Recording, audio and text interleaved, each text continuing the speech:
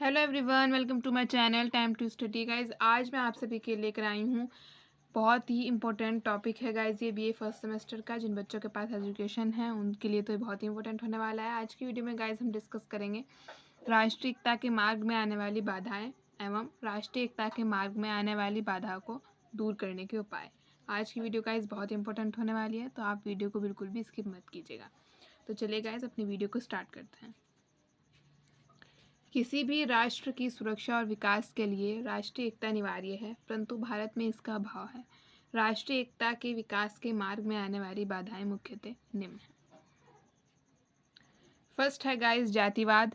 राष्ट्रीय एकता के लिए अभिशाप बना हुआ है जातिवाद। हमारे यहाँ अनेक जातियाँ हैं। हिंदुओं में ब्राह्मण, शूद्र और मुसलमानों में शिया सुन्नी अपने को अलग अलग मानते हैं। आए दिन जाति के नाम पर झगड़े होते रहते हैं, जो राष्ट्रीय एकता के मार्ग में बहुत बड़ी बाधा है। सेकंड हेडिंग देखते हैं अपनी भाषावाद।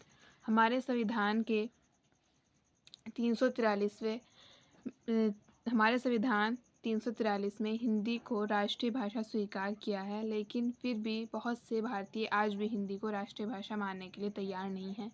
समय समय पर तमिलनाडु राज्यों में व्यापक आंदोलन हुए हैं, जिससे राष्ट्रीय एकता को आघात पहुंचा है।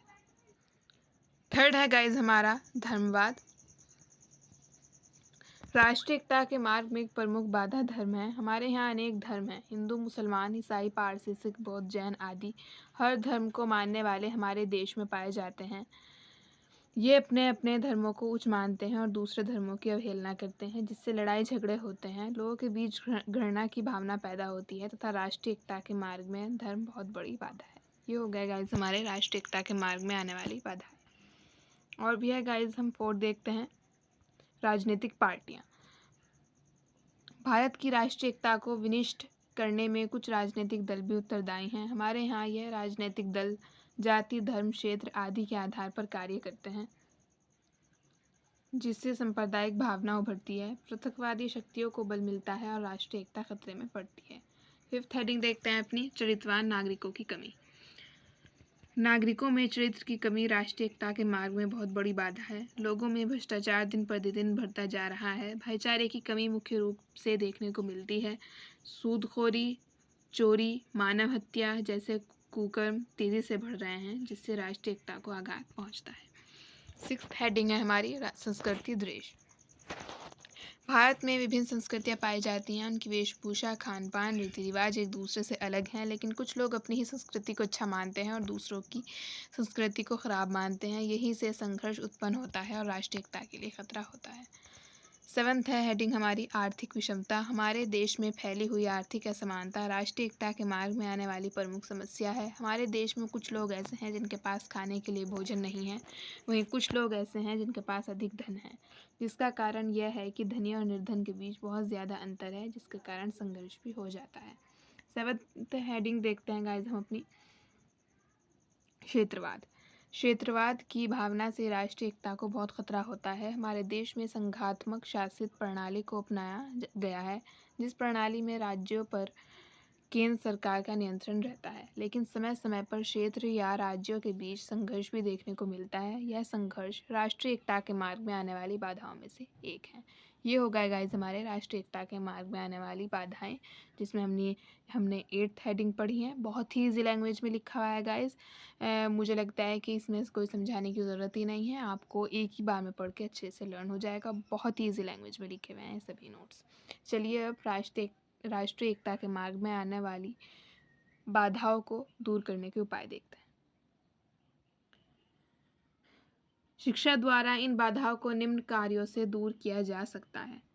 फर्स्ट है हमारी, पहले हम पॉइंट्स में देख लेते हैं और फिर हम हेडिंग वाइज पढ़ लेते हैं। फर्स्ट है पॉइंट हमारा, विद्यालय की पाठ्यचर्या में परिवर्तन किया जाए और उसे देश की वर्तमान स्थिति एवं उनकी आवश्यकताओं के अनुकूल बनाया जाए। सेकंड है पाठ्यचर्या में सांस्कृतिक एवं राष्ट्रीय महत्व की पाठ्यचारी क्रियाओं को विशेष स्थान दिया जाए। थर्ड है विद्यार्थियों में राष्ट्रीय ध्वज, राष्ट्रीय ज्ञान और राष्ट्रीय भाषा के प्रति स्थायी भाव बनाया जाए और उन्हें उनका सम्मान करने को प्रेरित किया जाए। फोर्थ है एक विद्यालय के छात्रों का एक निश्चित ड्रेस हो, जिससे जाति धर्म के आधार पर भिन्नता समाप्त हो और वे अपने आप को विद्यालय के समान स्तर के सदस्य समझें।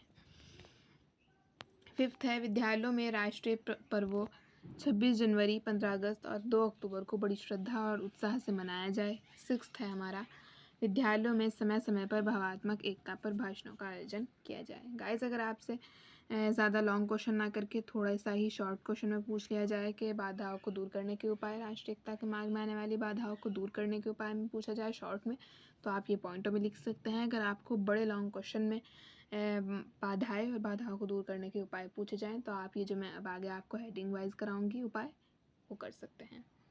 तो आई होप आप सभी को ये पॉइंट वाले उपाय समझ आ गया। फर्स्ट हेडिंग है गाइज हमारी, महापुरुष के जन्म दिवस। महापुरुषों के जन्म दिवस को विद्यालयों में ही मनाया जाए, जिससे छात्रों को उनके योगदानों का पता चले और देश के प्रति एकता की भावना रख सकें। सेकंड हेडिंग है, धार्मिक उत्सवों का आयोजन। विद्यालय में समय समय पर होली, दिवाली, ईद, गुरु पर्व आदि त्योहारों का आयोजन किया जाना चाहिए, जिनमें सभी धर्मों के छात्र भाग ले सकें और छात्रों को यह भी बताया जाना चाहिए कि त्यौहार किसी धर्म के न होकर पूरे भारतवर्ष के हैं। थर्ड हेडिंग है, प्रतियोगिताओं का आयोजन। समय समय पर राष्ट्रीय एकता से संबंधित विषयों पर भाषण, वाद विवाद, पत्र पठन, निबंध, नाटक और अन्य साहित्यिक व सांस्कृतिक प्रतियोगिताओं का आयोजन किया जाना चाहिए, जिससे छात्रों में राष्ट्रीय एकता का विकास हो सके। फोर्थ हेडिंग है गाइस, विद्वानों के व्याख्यानों का आयोजन। समय समय पर देश की एकता, स्वाधीनता, विकास और समस्याओं से संबंधित विभिन्न विषयों पर विद्वानों के व्याख्यान कराए जाने चाहिए, जिससे छात्र प्रेरणा लेकर राष्ट्रीय एकता सीख सकें। फिफ्थ हेडिंग होगी गाइज हमारी, प्रदर्शनियों का आयोजन। विद्यालयों में समय समय पर विभिन्न विषयों से संबंधित प्रदर्शनियों का आयोजन किया जाना चाहिए। इन प्रदर्शनियों में विभिन्न प्रदेशों की संस्कृतियों को दिखाया जाना चाहिए। सिक्स्थ हेडिंग है और आज की हमारी लास्ट हेडिंग है गाइज, राष्ट्रीय स्तर पर शिक्षकों का आदान प्रदान। प्राथमिक, माध्यमिक और विश्वविद्यालय स्तर के शिक्षकों का राष्ट्रीय स्तर पर आदान प्रदान किया जाना चाहिए। जब भिन्न भिन्न भाषा, जाति, धर्म तथा प्रदेशों के शिक्षक एक स्थान से दूसरे स्थान पर जाएंगे, तो इससे संस्कृतियों का तालमेल होगा और राष्ट्रीय एकता को बढ़ावा मिलेगा। तो इसी के साथ गाइज हमारे राष्ट्रीय एकता के मार्ग में आने वाली बाधाओं को दूर करने के उपाय जो हेडिंग्स चल रही थी हमारी, वो कंप्लीट होती हैं। आई होप आप सभी को एक एक हेडिंग, एक एक वर्ड क्लियर हो गया होगा। बहुत ईजी लैंग्वेज में नोट्स बने हुए हैं गाइज, इसमें ज़्यादा कुछ आपको समझाने की ज़रूरत नहीं है। आई थिंक बहुत ईजी, एक बार ही पढ़कर आपको अच्छे से लर्न हो जाएगा।